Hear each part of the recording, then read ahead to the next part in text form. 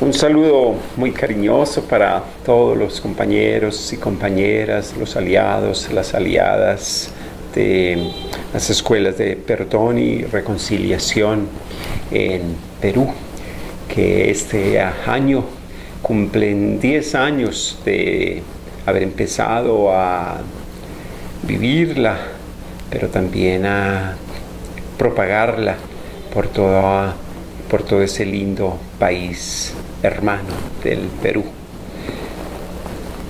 La gratitud va para la Universidad Ruiz de Montoya, sin duda, porque con un cariño muy especial nos quiso acoger desde un principio. Un cariño especial para Vanessa, que en este momento anima todo este proceso de las escuelas, de los aliados del perdón y de la reconciliación. Y yo me atrevo a decir desde este espacio más cristiano, más católico, decir no solo aliados, sino también misioneros del perdón y de la reconciliación. Hay personas muy queridas a las cuales debiera recordar, pero prefiero no decir más nombres porque no quisiera olvidarme de algunos o de muchos, que sería una gran ofensa. Yo solo quiero hacerles llegar un abrazo muy cariñoso, un abrazo lleno de gratitud, sobre todo porque en el Perú nos han dado ejemplo de cómo organizarse, de cómo promover la cultura ciudadana, la cultura política del perdón y de la reconciliación. Nosotros hablamos de cultura ciudadana o de cultura política del perdón y de la reconciliación por varias cosas. Para esto me toca un poquito desmenuzar la frase de cultura política de perdón y ver si así logro explicarme mejor. Quisiera comentarles que en los últimos 10, 12 años, específicamente Colombia, ha vivido unos procesos de profunda reflexión de lo que es la cultura ciudadana del perdón y de la reconciliación, tanto que en estos momentos se ha posicionado cada vez más la palabra no solo reconciliación, sino que hoy ya está en el foro público el tema del perdón, entendido o entendiéndose como cultura ciudadana, como cultura política. Nosotros entendemos por cultura, la forma más sencilla de definirla es cultura, lo que la gente encuentra para resolver sus necesidades, sus problemas más cotidianos. Política es buscar el bien de la ciudad, de la polis. Y entonces aquí ya comenzamos nosotros a construir ese binomio de cultura política. Cómo resolver en la forma más constructiva y de más impacto los problemas de la ciudad. Uno de los problemas más graves que vive toda Latinoamérica es el gran problema de la seguridad y el gran problema de la violencia.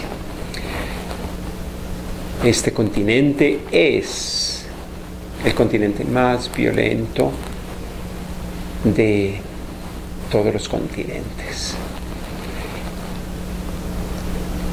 En Latinoamérica nosotros tenemos de las 50 ciudades más violentas del mundo, 42 de esas ciudades están en este continente. Y claro, esto nos deja un desafío ya y una pregunta grande, y es ¿por qué tan violentos y por qué tan cristianos? Este tema de por qué tan violentos y por qué tan cristianos yo quisiera dejarlo para lo último. Yo quisiera más bien concentrarme en esta cultura ciudadana de perdón y reconciliación, específicamente para el caso de Colombia, como lo ha sido para países que han pasado de la violencia hacia procesos de paz, tiene que necesariamente cumplir con unos requisitos de lo que hoy en día se llama la justicia transicional. Colombia, calculamos entre este año y el siguiente, va a estar transitando hacia una negociación de conflictos. Los conflictos específicamente con las fuerzas revolucionarias de Colombia, las FARC. Y hay unos deberes que exige esta justicia transicional, son básicamente los 4 de los que normalmente se habla: el deber de la verdad, el deber de la justicia, el deber de la reparación y, si se quiere, el deber de que las garantías de que esto jamás vuelva a repetirse. Sin embargo, estos deberes están fuertemente condicionados por un componente que entra a jugar en el proceso de construcción de la paz como un condicionador fundamental para que se logre la paz. Y este condicionador se llama la memoria. La verdad queda condicionada a la memoria, la justicia queda condicionada a la memoria, la reparación queda condicionada a la memoria, y hasta las garantías de no repetición quedan condicionadas por la memoria. Y aquí entonces me toca hablarles de al menos 2 tipos de memoria que tenemos. Uno es el que nosotros llamamos la memoria coagulada, la memoria estancada, la memoria vengativa. Y segundo, al lado opuesto, la memoria en acción, la llamamos desde nuestro equipo, desde la Fundación para la Reconciliación, la memoria en acción. Estos 2 tipos de memoria tienen 2 productos que expresan también los resultados de las violencias. Por un lado, el producto de esta memoria coagulada es las víctimas, pero sobre todo nosotros hoy en día las llamamos la victimización o la victimidad. Hay diferencia entre las dos, entre la victimización, porque cuando a las personas no se le logran cumplir esos 4 requisitos que hablábamos para la justicia transicional o para la paz en transición, nosotros entonces lo que hacemos es revictimizar a las víctimas. No hay ningún país en el mundo que haya logrado asegurar verdad completa, justicia completa, reparación completa y menos garantías firmes, seguras de no repetición. Y entonces muchas personas se sienten traicionadas porque las promesas que hubo de verdad o de reparación o de justicia jamás se logran cumplir a plenitud. Y entonces las víctimas tienden a sentirse revictimizadas. Y entonces es lo que nosotros llamamos la revictimización. Pero también hay otro peligro, y es que las víctimas, cuando comienzan a ser asistidas, reparadas, y sobre todo cuando se comienzan a tener reparaciones, sobre todo del tipo monetario, las víctimas tienden a caer en en la victimidad, o sea, esos paternalismos, esos asistencialismos que hacen de las víctimas sujetos, o más bien objetos de reparaciones, de dineros, de paternalismos que no construyen. Qué pesar que no puedo construir mucho sobre estos dos temas por el tiempo, pero por ahora quisiera que se recordaran ustedes que las víctimas tienen dos grandes peligros. El primero, la revictimización. Segundo, la victimidad. En Colombia, en este momento, tenemos aproximadamente 7,5 millones de víctimas inscritas en los registros de la unidad de víctimas en Colombia.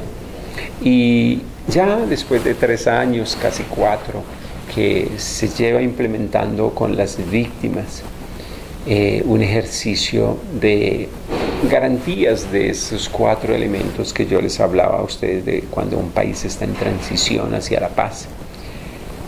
Lo que comenzamos a ver es que las víctimas no están totalmente satisfechas y por el contrario las víctimas se sienten revictimizadas, se sienten con rabia, y otras que han logrado recibir algo de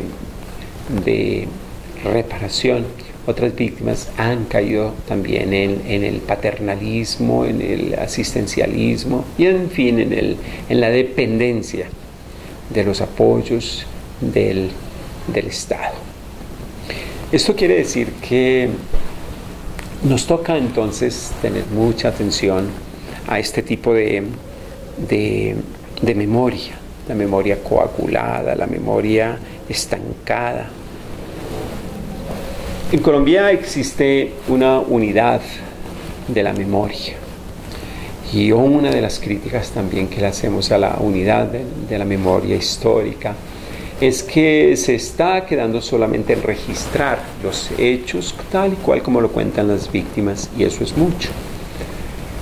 Pero la memoria no puede ser memoria fosilizada, memoria congelada de los hechos, sino que aquí viene entonces el segundo gran reto de la memoria, y es cómo poner a la memoria en acción, cómo hacer reinterpretación o resignificación de la memoria. Nosotros aquí nos hemos inventado entonces la palabra el derecho a la hermenéutica, y es que las víctimas tienen, para poder salir de esa victimización o esa victimidad, las víctimas necesitan hacer resignificación de su dolor, resignificación de su trauma. Y todos los expertos aconsejan para este proceso el que en la medida de lo posible esto se haga en sociedad, se haga en grupos. No es tanto un problema de psicólogos, trabajadores sociales o psiquiatras, sino el tema de la resignificación se elabora más fructuosamente y con más impacto, sobre todo cuando se hace en pequeños grupos, cuando las personas tienen la posibilidad de socializar y desde su propia cultura encontrar los significados nuevos del mismo dolor, del mismo trauma, de la misma violencia. Yo tengo el recuerdo grato de haber visitado El Ojo que Llora en un parque muy lindo de Lima, y yo pienso que a nosotros, como allá también acá, tenemos que pasar de conservar solamente unas piedras muy lindas con el nombre de la persona y la fecha de su muerte, pasar a cómo nosotros podemos poner esa memoria en acción, esos miles de piedras que están allá en El Ojo que Llora, en el Parque de Lima.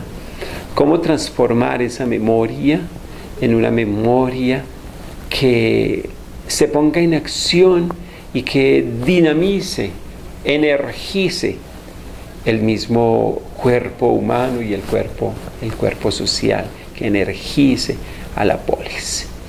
Aquí entonces vienen los grandes pensadores del tema de la memoria, como es Teodorov, como es Rieff, como es Ricoeur, a decirnos sobre de verdad cómo nosotros tenemos que buscar las formas de transformar esa memoria, poner la memoria en acción, descoagularla, descongelarla.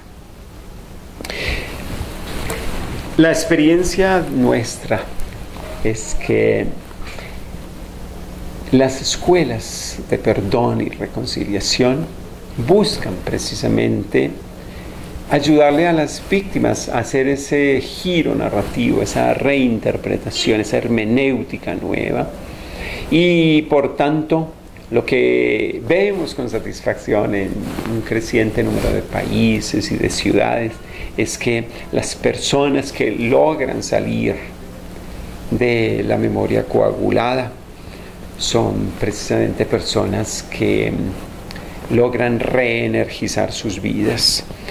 Y nosotros pues hemos encontrado que el ejercicio del perdón es un ejercicio o un invento poderoso de un Señor que se llamaba Jesús y que sobre todo llevó ese mandato del perdón a dimensiones hiperbólicas, diría Derrida.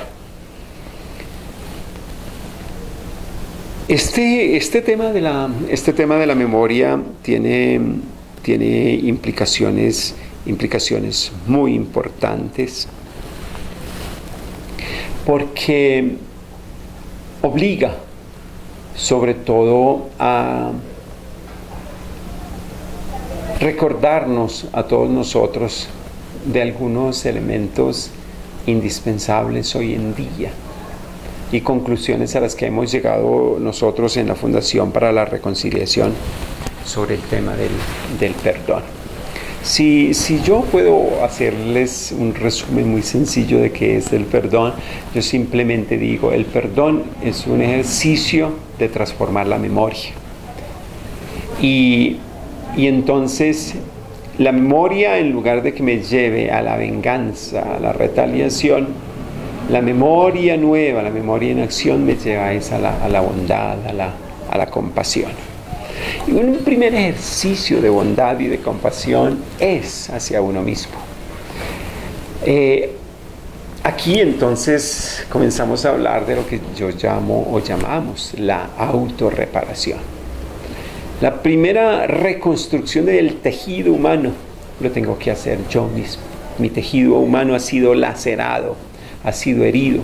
Y yo mismo, así como en la naturaleza existe el principio de la autorreparación en las plantitas que reparan sus tallos, en los animales que reparan su salud, igual el ser humano y sobre todo la víctima que ha sido lacerada necesita hacer este ejercicio de autorreparación. Y aquí viene una conclusión muy importante, sin duda una discusión muy polémica. Nosotros en la Fundación para la Reconciliación hemos llegado a concluir que el perdón no necesita la excusa del ofensor. Esto es muy controversial porque siempre se ha creído que para poder perdonar hay que expresar arrepentimiento. Y yo creo que es verdad y qué bueno que se diera el arrepentimiento y sobre todo la expresión de solicitud de culpa, de disculpa. Sin embargo, una víctima no puede hacer depender la reconstrucción interna de su propio tejido, de su propio ser, no la puede hacer depender de las excusas o no, de las disculpas o no del ofensor. Yo tiendo a creer que el exigir la disculpa, el arrepentimiento del ofensor es un residuo, y lo digo con mucho respeto a las personas que sean así, un residuo de un concepto judaizante que nos hacía creer que el perdón exige el arrepentimiento. Vuelvo y repito, es muy importante que el arrepentimiento se dé porque es incluso una medicina para el propio ofensor. Yo diría que el arrepentimiento es la forma de autorreparación para el ofensor. Sin embargo, es tan importante este concepto porque normalmente en altísimos porcentajes, el arrepentimiento no se da porque los ofensores no quieren develarse en público, sobre todo cuando no hay un ambiente seguro para ellos confesarse como culpables. Nosotros tenemos el caso en Colombia de la guerrilla negociando en La Habana con el gobierno en este momento. 3 años se ajustan ya de negociación.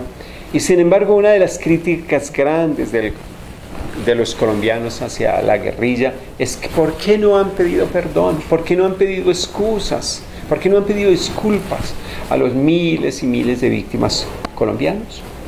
Y entonces, la única explicación que los teóricos, yo de acuerdo, es que los ofensores, los victimarios jamás van a pedir disculpas si eso implica inculparse. ¿Por qué? Porque entonces no están en el ambiente seguro para generar procesos de perdón y de reconciliación. Segundo, aquí hay un tema muy importante, que digamos un mito que hay que romper. Si quieren ustedes, el primer mito era el que el perdón implica disculpa, implica la excusa, y decimos que ese mito no es verdad. El segundo mito es creer que el perdón se logra solito.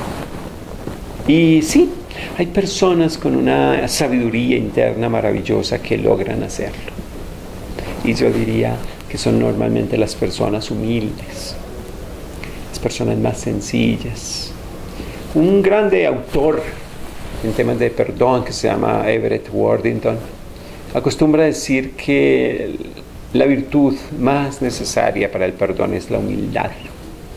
Y sí, la humildad es el requisito más importante para que uno pueda perdonar. El ejercicio del perdón, digo yo, el segundo mito que hay que romper, exige entonces ayudas, exige mediaciones, exige alguien que empuje, porque la naturaleza humana nos empuja a que nos quedemos simplemente como víctimas. Y ese calorcito que da el de sentirse víctimas, ese gustico que hay de que le sientan a uno una cierta compasión porque uno fue maltratado, ofendido, violentado, eso no les permite a las personas crecer, evolucionar.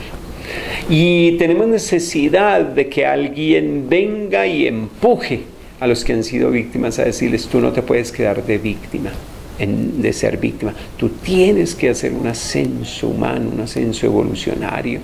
Y es entonces aquí donde nosotros le decimos a las personas que tiene que pasar de ser víctima a ser victorioso. O lo que repetimos con frecuencia también: tú con el perdón no vas a cambiar el pasado, pero sí cambias el futuro.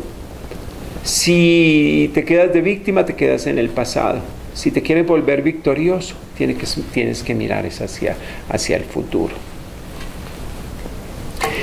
todo esto tiene implicaciones muy serias, sobre todo a nivel político, a nivel de cultura ciudadana. El perdón, así entendido, entonces se convierte en un acto político. Yo me posiciono con mi dolor, pero sobre todo con la superación de mi dolor, yo me posiciono en lo público. Y por eso entonces el perdón se convierte en un acto de política, de posicionamiento en la polis. Segundo, el perdón es un acto de enorme, profundo de democracia. Si yo no perdono, yo excluyo, y eso es antidemocracia, excluir. Y no es solo porque se excluya, sino sobre todo porque cuando se excluye se tiende a eliminar, a ejercer violencia, eliminación del otro. Y por eso entonces el perdón se convierte en cultura política, en cuidado de la polis. Tercero,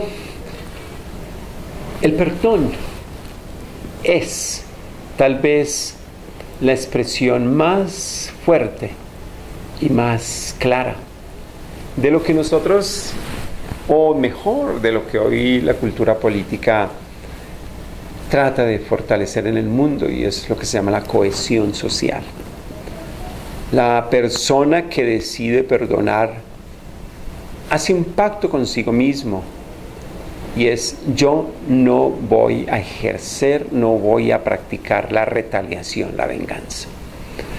Y con ese mero acto de yo frenar la venganza, yo estoy facilitando procesos de recohesión o de reconstrucción social. La cohesión social queda profundamente fuerte cuando los ciudadanos logran hacer estos procesos de perdón y, ojalá, de reconciliación. Solo un paréntesis: perdón, un ejercicio de reconstruir la memoria; reconciliación, un ejercicio de reconstruir la confianza.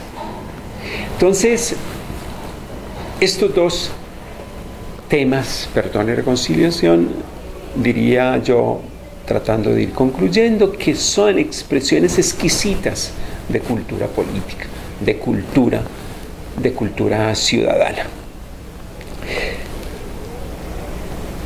Un tema que, sin embargo, es tal vez ya la punta más alta de lo que es la cultura política, es lo que en pocas palabras nosotros llamamos el contrato social. El contrato social construido sobre la bondad, sobre la compasión, que eso es el perdón, y construido sobre la confianza. El contrato social como expresión de la cultura política, como expresión última, diría yo, contrato social como expresión última de la cultura política, encuentra en los procesos de perdón y reconciliación una de las expresiones más profundas. El perdón y la reconciliación ayudan a que los ciudadanos podamos poner en práctica nuestro contrato social. Y es el contrato social basado sobre el respeto, basado sobre los derechos humanos, pero sobre todo, y aquí viene la cerecita del pastel, es sobre todo la dignidad humana. El perdón y la reconciliación a lo único que le apuntan es a reconstruir, a potenciar y a fortalecer el gran valor de la existencia, que es la dignidad humana. Yo no puedo dejar de concluir esta pequeña reflexión de temas que yo sé que son comunes, pero como me están escuchando otras personas que nunca me han escuchado, quise hacer este resumen de lo que es y de lo que entendemos nosotros por cultura política. Decía, no puedo concluir esta pequeña reflexión sin decirles a ustedes que el Papa Francisco, con este anuncio que ha hecho del año de la misericordia, el Papa nos dice, casi gritándonos con respeto, llegó la hora de volver a la práctica alegre del perdón. Es la viga de amarre de la Iglesia. Ahí está basada su misión. Y entonces uno no puede menos que irse de nuevo a esas palabras del Evangelio de Jesús, donde dicen: busquen primero el reino de Dios y su justicia. La justicia de Dios es la misericordia. La justicia de Dios es el perdón sin límite. El perdón de las 70 veces 7, el perdón de lo imperdonable, decimos con frecuencia nosotros. Y entonces, la bula o la invitación del Papa este año de la misericordia, cuya expresión más profunda es el perdón, comienza a tener repercusiones importantes para una nueva civilización, para una nueva cultura, yo incluso diría para una nueva economía. Yo estoy viajando mañana para México, donde estaremos comenzando el curso de perdón y reconciliación para todos los obispos católicos del querido país de México. Y allí, en México, tal vez ahora más oficialmente que nunca, vamos a lanzar la opción preferencial por el ofensor. El logo de este año de la misericordia es un pastor que carga sobre sus hombros, no es ya la ovejita perdida, sino que carga a otro ser humano, al pecador, al ofensor. Y ese jesuita al que el Papa le asignó la responsabilidad de realizar el logo de este año de la misericordia, logró expresar con el logo algo maravilloso. Si ustedes van a mirar el logo, aparece un pastor que carga, dije, no la oveja perdida, sino carga al ofensor, lo carga en los hombros, tal y cual como si cargara la oveja perdida. Pero hay un dato que los invito a observar. Cuando la cabeza del pastor se encuentra con la cabeza del ofensor, los ojos se acercan tanto que aparecen solamente 3 ojos. Y es como si los ojos del pastor se fundieran con el ojo del ofensor. Y entonces el pastor y la oveja perdida, el ofendido y el ofensor, comienzan a mirar con los mismos ojos. Y esto pienso yo que es profundamente significativo para entender lo que es la misericordia, lo que es la capacidad de perdonar. Perdonar es la capacidad de mirar con otros ojos, pero sobre todo es la capacidad de mirar con los ojos del ofensor. Posiblemente comienza una nueva cultura en la humanidad, y es que tendremos que darle, sobre todo los cristianos, prioridad al ofensor, hacer la opción preferencial por el ofensor, así como Jesús hace la opción preferencial por la oveja perdida. Muchas gracias, les mando un abrazo, los quiero mucho, los recuerdo con inmenso cariño, les pido disculpas que no pude estar con ustedes y espero de verdad verlos muy pronto. Que podamos celebrar otros 10 años, dentro de 10 años, con resultados y con impactos, ojalá, de cultura política nueva en el Perú, en todo este continente querido de Latinoamérica. Les mando un abrazo, Dios los bendiga.